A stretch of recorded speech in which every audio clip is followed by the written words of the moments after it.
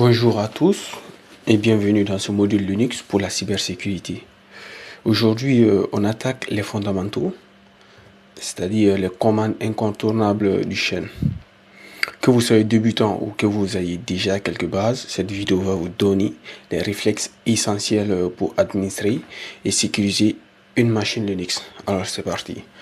À la fin de cette vidéo, vous serez capable de naviguer dans l'arborescence Linux comme dans votre poche, créer, copier, déplacer et supprimer des fichiers en toute sécurité, lire des logs et des fichiers de configuration, y compris les plus volumineux, comprendre et modifier les permissions des fichiers, enchaîner des commandes avec les pipes et les redirections. Donc, on couvre tout ça en moins de 20 minutes, je dirais même en 10 minutes. Ouais, et il y aura un cas pratique. Peut-être que le cas pratique va envoyer à 15 minutes, on verra bien. Donc, voilà. Avant de taper la première commande, on va d'abord essayer de savoir pourquoi est-ce qu'on passe par le shell. En cybersécurité, l'interface graphique, c'est confortable, mais c'est limité. Le shell, c'est votre scalpel. Il vous donne un accès direct à tout le système en fait.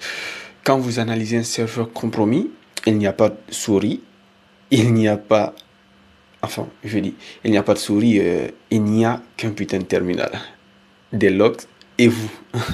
Et devinez quoi, les attaquants, eux aussi, ils utilisent le shell. Les attaquants, les pirates, ils utilisent le shell. Donc, pour les comprendre et les bloquer, il faut parler leur langage. Alors, on y va. On va commencer avec la première commande. La commande basique, le PWD. Pour Point Working Directory, elle répond à la question la plus basique et pourtant la plus importante. Où est-ce que je me trouve dans l'arborescence? En sécurité, avant de modifier un fichier, vérifiez toujours où vous êtes. Alors, la commande suivante, ls. ls, elle liste le contenu d'un dossier. Mais la version qui va vous sauver la vie, c'est ls-la, option LA. Donc, avec l'option A, on affiche tous les fichiers cachés et les détails complets grâce à l'option L. Donc, on continue avec la commande suivante, la commande CD. En fait, je ne dure pas sur cette commande parce que je considère ça de basique. Voilà, pour ceux qui sont débutants, vous pourrez prendre votre temps pour les lire et ensuite, on passera au cas pratique où vous allez mieux les comprendre, leur utilité en fait. La commande CD pour Change Directory, elle vous permet de changer de répertoire, de vous déplacer.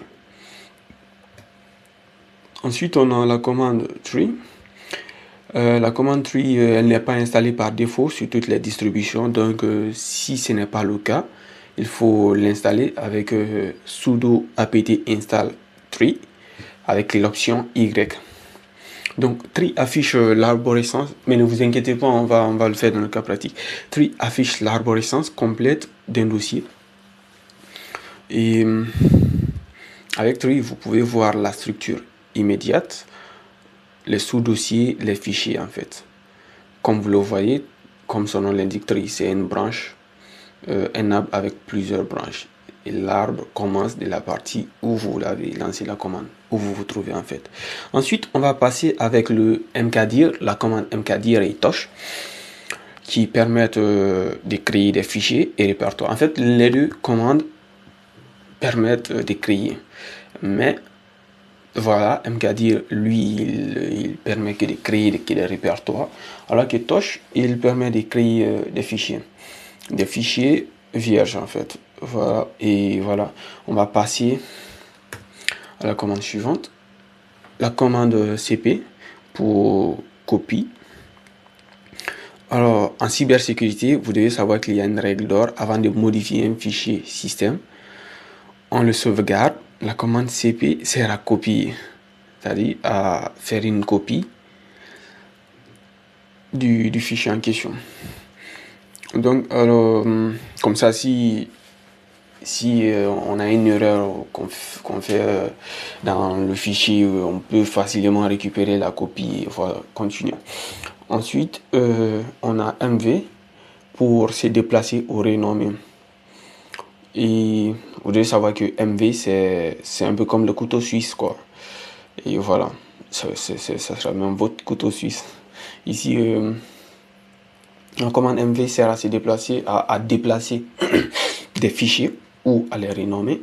En sécurité, elle est utilisée pour mettre en quarantaine des fichiers suspects en les déplaçant hors des zones critiques.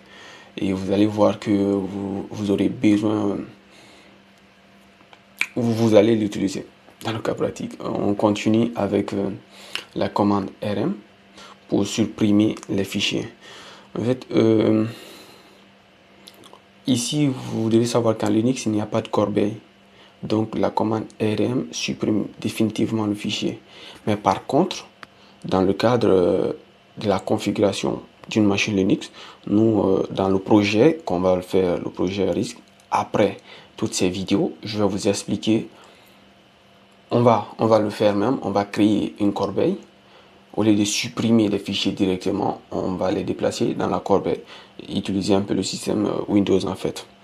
Alors, et oui, avec RM, l'option RF, c'est là il efface l'intégralité, enfin, la commande RM avec l'option RF et le slash qui représente la racine en fait, c'est là efface tout le système en fait. Là, c'est une bombe atomique.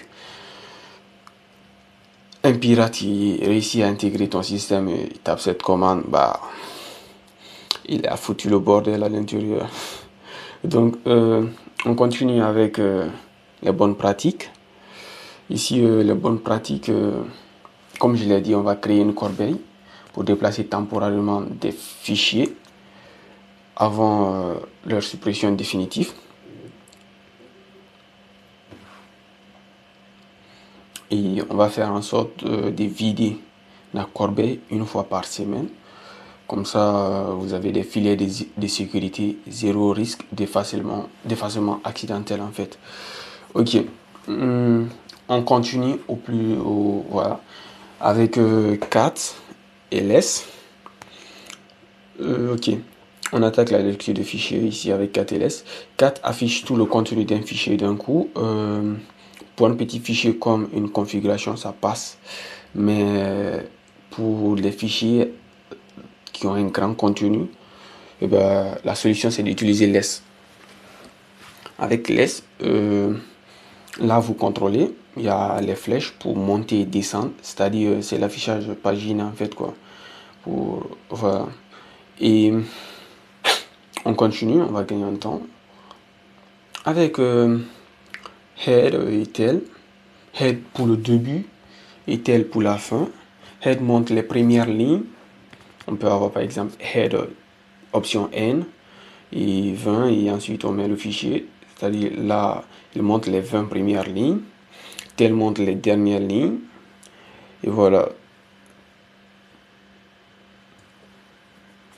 Et on va voir des commandes, par exemple une commande pour afficher chaque fois que quelqu'un se connecte en SSH, pour afficher une ligne qui apparaît en direct avec la commande tel.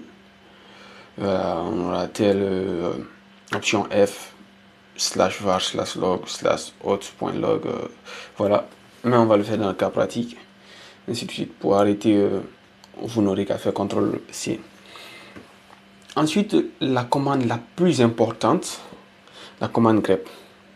C'est probablement la commande capitale en fait. Ensuite, on a quoi? Grep.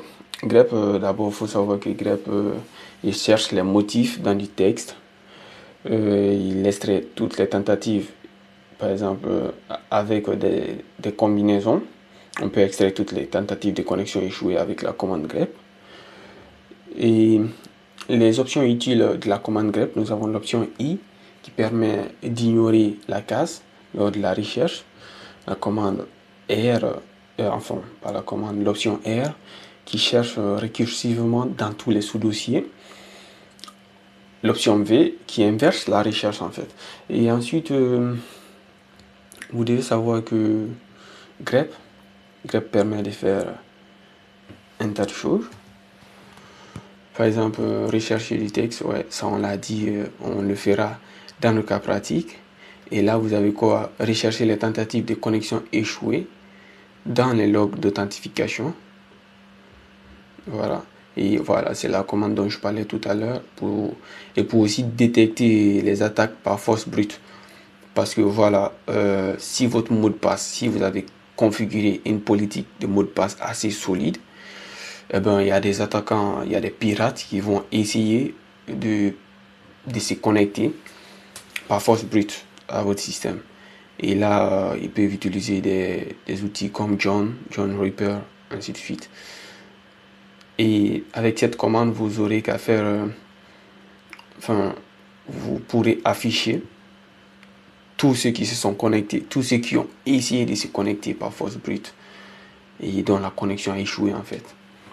Ensuite, on va continuer ici, ouais, mini atelier de surveillance avec la commande tel. Je vous ai dit la commande tel, c'est une tel-f pour, enfin, tel avec l'option F, c'est vraiment une commande magique. Voilà. Mais il faut associer la commande avec grep via un pipe pour une surveillance. Un pipe, le pipe permet de combiner plusieurs commandes en une seule instruction à la fois. Et on verra ça tout à l'heure. Voilà. Ici, on a la synthèse de commandes de lecture. Cat pour afficher le contenu des petits fichiers. Less pour lire des gros fichiers de manière interactive. Head pour voir le début d'un fichier, tel voir la fin d'un fichier. Grep, filtrer et rechercher des motifs dans les fichiers. Et avec telle option F, c'est pour la surveillance en direct. On va l'utiliser un peu devant, comme je vous ai dit, pour les outils, enfin les principes.